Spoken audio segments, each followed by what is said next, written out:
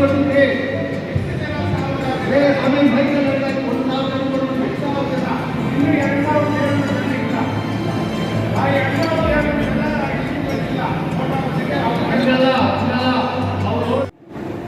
ಈ PNB ಬ್ಯಾಂಕನ್ನ ರೈತರ ಬ್ಯಾಂಕ್ ಅಂತ ಕರೀತೀವಿ.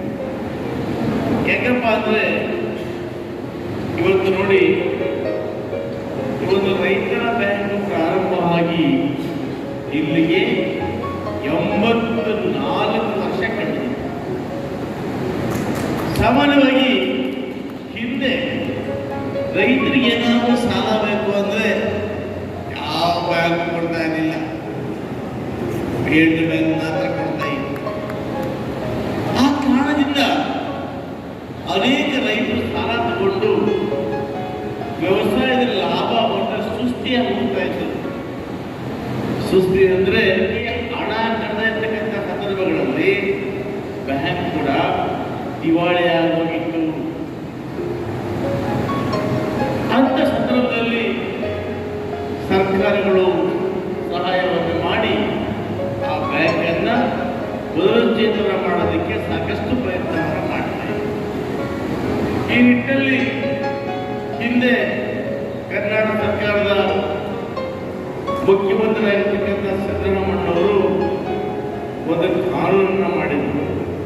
ಏನಪ್ಪ ಅಂದರೆ ಬ್ಯಾಂಕ್ನಲ್ಲಿ ಸಾಲ ತಗೊಂಡಿರ್ತಕ್ಕಂಥ 50,000 ಒಳಗಡೆ ಯಾರೆಲ್ಲ ಸಾಲ ತಗೊಂಡಿದ್ದಾರೆ ಅವರ ಸಾಲವನ್ನು ಮನ್ನಾ ಮಾಡಿದ್ರು.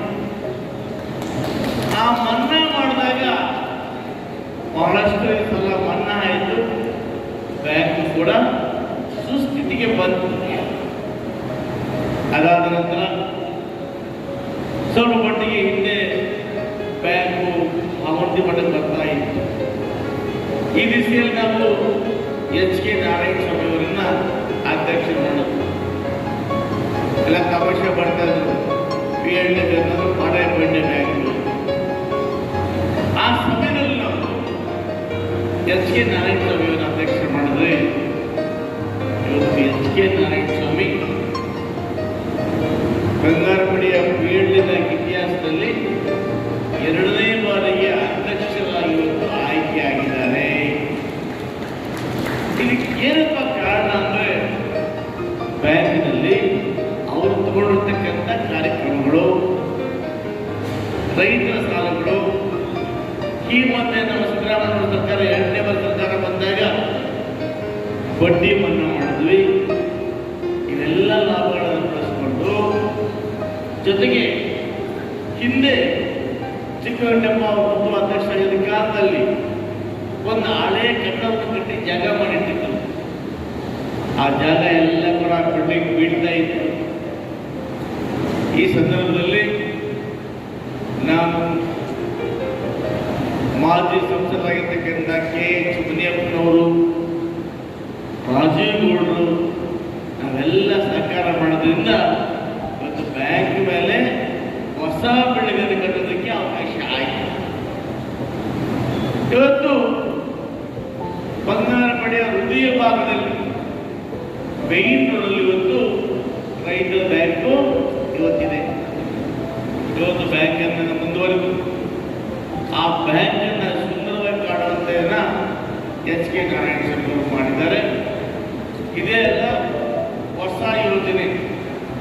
ಏನಪ್ಪ ಅಂದರೆ ಈ ಸಣ್ಣ ಸಣ್ಣ ವ್ಯಾಪಾರ ಮಾಡತಕ್ಕಂಥ ರೈತರಿಗೆ ಪಿಗ್ಮಿ ಅಂತ ಹಣ ಕೊಡೋದು, 10,000, 20,000, 30,000 ಕೊಡೋದು, ದಿನ ಹೋಗಿ ಕಲೆಕ್ಷನ್ ಮಾಡೋದು. ಈ ರೀತಿ ಮಾಡೋದ್ರಿಂದ ಒಂದು ಕಡೆ ಸಣ್ಣ ವ್ಯಾಪಾರಸ್ಥರಿಗೆ ಬದುಕೋದಕ್ಕೆ ಅವಕಾಶ ಆಯಿತು. ಎರಡನೇದಾಗಿ ಇವತ್ತು ಈ ಒಂದು ವ್ಯವಹಾರ ಮಾಡೋದ್ರಿಂದ ಬ್ಯಾಂಕಿಗೆ ಸುಮಾರು 58 ಲಕ್ಷ ರೂಪಾಯಿ ಲಾಭ ಬಂದಿದೆ.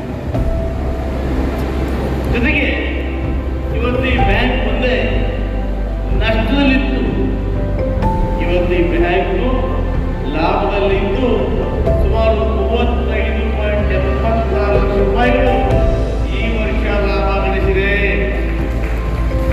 ಇದರಲ್ಲಿ ಸುಮಾರು 1,000ಕ್ಕೂ ಮೇಲ್ಪಟ್ಟ ರೈತರಿಗೆ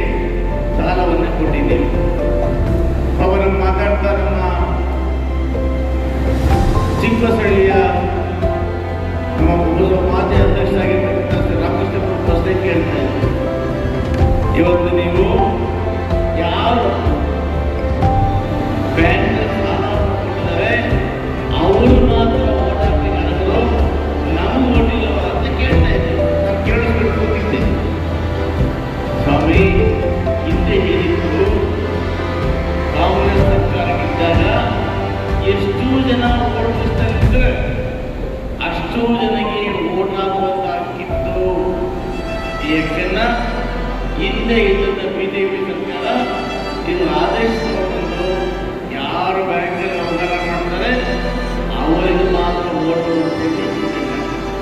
ಇದು ಯಾರು ತಪ್ಪು? ಬ್ಯಾಂಕ್ ಅಧ್ಯಕ್ಷ ತಪ್ಪ, ಮೇಯರ್ ತಪ್ಪ, ಡೈರೆಕ್ಟರ್ ತಪ್ಪ, ಯಾರು ತಪ್ಪ. ಆಮೇಲೆ ಎರಡನೇದಾಗಿ ಇನ್ನು ಹೆಚ್ಚಿಗೆ ಬಂದಾಗ ಎಚ್ ಕೆ ನಾರಾಯಣ ಯಾರನ್ನು ವಾಪಸ್ ಕಳಿಸಿಲ್ಲ ನನ್ನ ಮಟ್ಟಿಗೆ.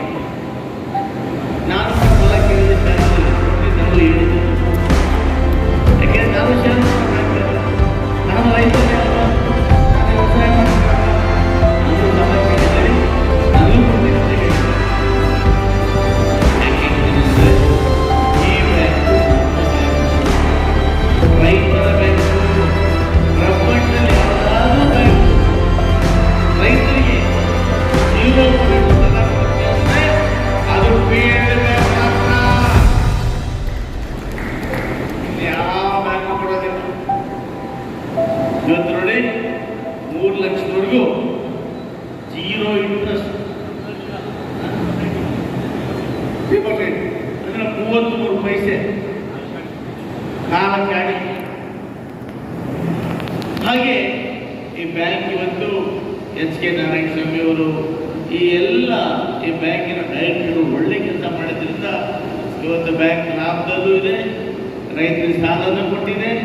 ಇವತ್ತು ಬ್ಯಾಂಕ್ ಮೇಲೆ ಬಿಲ್ಡಿಂಗ್ ಇದ್ರಿಂದ ಸುಮಾರು 60,000 ರೂಪಾಯಿಗಳು ತಿಂಗಳಿಗೆ ಲಾಭ ಬರ್ತಾ ಇದೆ.